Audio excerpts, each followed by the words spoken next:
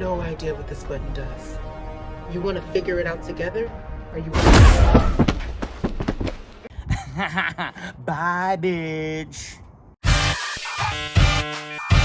Nerd! D, wait for it. Rightful. Check out the name tag. You're in my world now, Grandma. What's up, nerds? So today, the Batwoman people are at it again. This time it's Caroline Dries.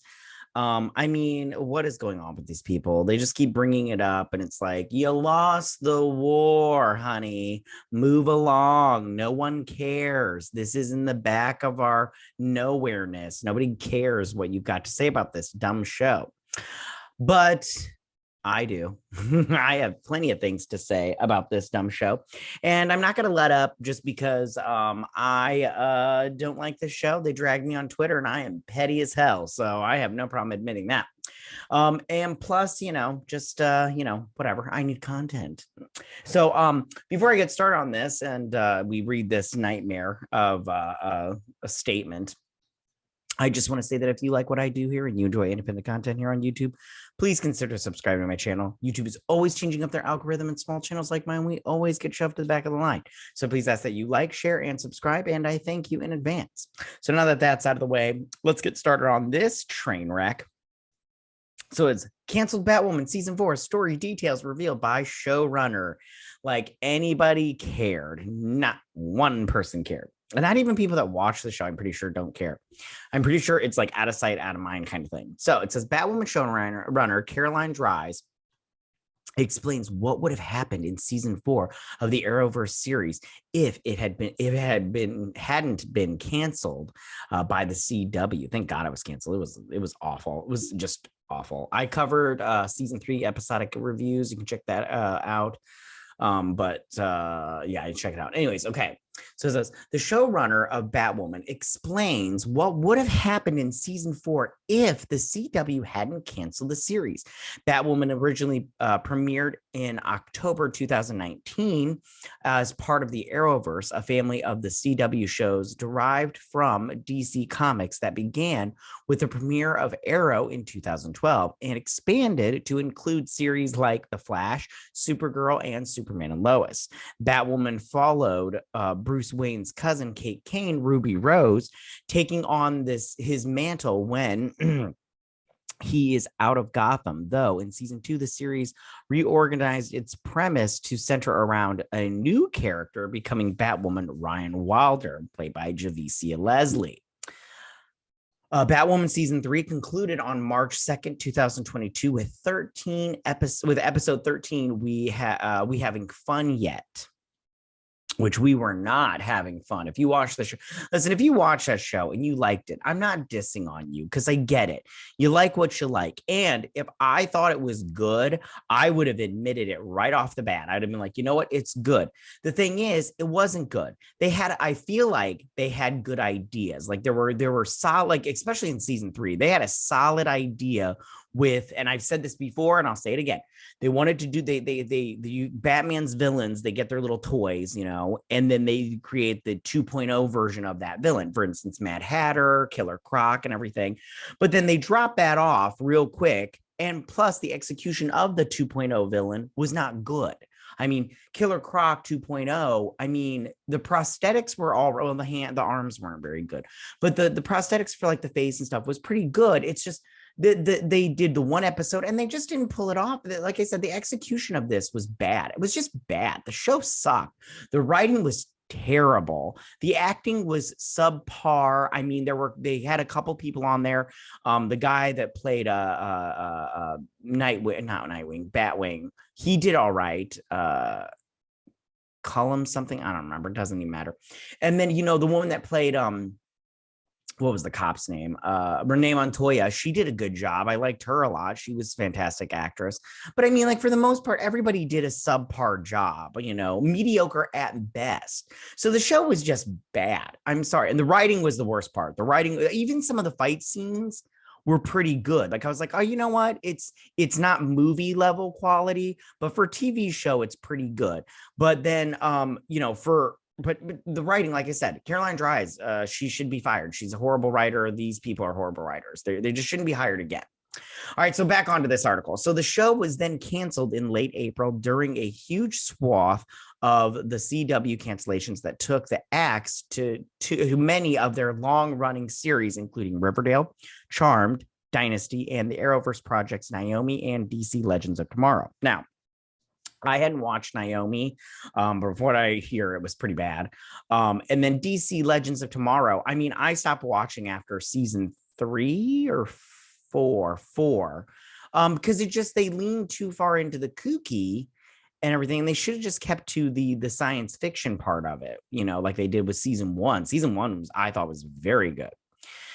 But yeah, and then the other shows, and they tried to say that it was because they didn't want to pay for the space, the space that they film in, and that's a lie. That's a lie. David Zaslav, he was trying to save money. I think he was trying to save like 30 million, whatnot, and this was something that could give, and they saved some money, which good, because it's bad. So onto this article. This means that Batwoman ended without knowing it wasn't going to be renewed, leaving a couple of dangling cliffhangers in its finale. This concludes the Joker, Nathan Dashwood, which was horrible, mounting an attack by dropping acid bombs from the blimp hovering over Gotham. Which, I mean, and again, that right there wasn't necessarily a bad idea. It's just the execution sucked. And it's like, if you're not going to put the time and the effort into it, then don't do it, because it's just bad. And it was bad. It was so bad. Caroline Dries, the showrunner for the series, sat down with SFX magazine via Games Radar. Oh gosh, to discuss what could have been the canceled Batwoman season 4, in addition to bringing back the storyline between Poison Ivy, Bridget Regan, and Renee Montoya, Victoria Cartagena. That's what I'm talking about. The Victoria Cartagena. She did a really good job. Like, I actually liked her portrayal as Renee Montoya. She's actually a pretty good actress. I did like her. And foregrounding Ryan's romance with Sophie, Megan Tandy, Dries would have followed the heroine finally realizing she is worthy of carrying the mantle of Batwoman. Oh, now she realizes she's ready to carry the mantle of Batwoman. Remember, okay, first off, I want to touch on a couple of things that was in this. First off, she says, she wants to bring back the relationship between Poison Ivy and Renee Montoya. Why? That storyline's gone. Nobody cared. It was stupid anyways. It was so dumb. So dumb. It wasted so much time. They could have done so much more with that time instead of this nonsense. And then her romance with Sophie, I mean, it's fine, but I mean, I thought Sophie should have been gone as soon as Ryan left, Ryan Wilder, or Kate Kane, not Ryan Wilder. I'm mixing up stuff. Okay, so when Kate Kane was gone, Sophie should have been gone. She's out the door. Because now Sophie was just a sycophant and loved any woman that was Batwoman. But they kept her around, and fine, they can do that. But nobody cares. I mean, nobody cares. Anyways, where did I leave? Dries followed up. The heroine would finally realize carrying the Batwoman. It's like, how has she done this for 2 seasons? Like, am I worthy of being Batwoman? Yes, I am. I'm going to put the Batwoman suit on. You're like, oh God, come on. She wanted the follow-up to the Joker attack to be almost post-apocalyptic, seeing if the newly minted hero could handle a Chernobyl situation. Reading the full quote below, which we're going to do that now. A Chernobyl situation. So stupid. I wanted there to be real ramifications for that. I wanted it to be almost post-apocalyptic, as Ryan is now one of the few left taking care of her city. I wanted her to totally represent the hero of the city, as she's proven to herself that she is capable of being Batwoman. And I'm like, geez, get the fuck out of here. God, I hate these people. Anyways, she has everything. A biological family, her bat family. Now, how does she literally save her city from a Chernobyl situation? I think as long as the Arrowverse is alive, then Ryan Wilder, and Batwoman are alive. Time will tell. Nobody cares. Caroline Dries, a post-apocalyptic situation. What are they? I do not understand what they could have done. I mean, so stupid. Okay. I don't know. Maybe I'll have thoughts in a minute after I read this. Oh goodness. I'm yawning because Borsville. Anyways, this potential storyline certainly would have upped the ante for Batwoman in a major way. I don't see how. The series was forced to spend more time in the setup phase than was intended after the recast. After they recast their lead between season 1 and season 2, season 4 would have certainly been able to open up the world more, seeing how Batwoman might have settled into Gotham, allowing for more bombastic comic book storylines. Oh my God. Dries' final comment does allow fans to hold out some hope for the future of the character. No, it doesn't. However, the Arrowverse lives on in the shows including The Flash and Superman and Lois, and the franchise penchant for crossovers may include a glimpse into the continuing lives of Batwoman characters.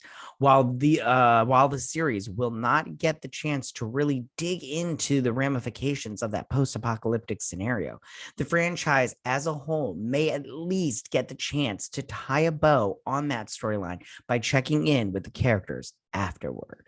Now, I just have to say, no one's interested in this. She's not going to show up on Superman and Lois, at least. There's no place for her on Superman and Lois. There's no place. And then The Flash, I don't see a place for her on The Flash either. I don't understand how they would be able to do that. I mean, unless he traveled to the future and Batwoman's all, Mad Max Fury Road in it and everything. And she's all like, yeah, I'm going to take these people out. And nobody in this post-apocalyptic thing in a Chernobyl event, what are you talking about? That's so weird, Caroline. Like, nobody cares. You guys are so bad at this. I don't understand where did she go to school at? I should have looked this up because I'm sorry. There are so many good schools where people can go and they get a degree in writing, and you guys are just not hiring those people. It's so weird to me. Like, I don't understand that thought process. I really don't. I really don't. So again, this sounds freaking awful, and I don't like it. I'm pretty sure you don't like it. And if you do like it, that's fine. I just don't understand how. I really don't. Yeah, okay. That's all I got to say about this. All right, guys, tell me what you guys think about this. Tell me what you think about this idea, about this post-apocalyptic nonsense. Do you like this idea? Do you not like this idea? Do you think Caroline Dries is a complete wackadoo and she's just coming up with whatever kind of nonsense to, whatever? I don't know. Remember that episode where they did zombies? Remember that in season 2 where they did zombies and you're all like, what's going on here? What is going on? Like, I get it, but at the same time, I'm like, what this is so weird. All right, tell me what you guys think. Go ahead and leave all your comments in that section down below. If you like this video, go and hit that like button. I won't mind. If you're new to my channel, please hit that subscribe button. I'd greatly appreciate it. And I will see you guys on my next video. You guys have a good day. Bye.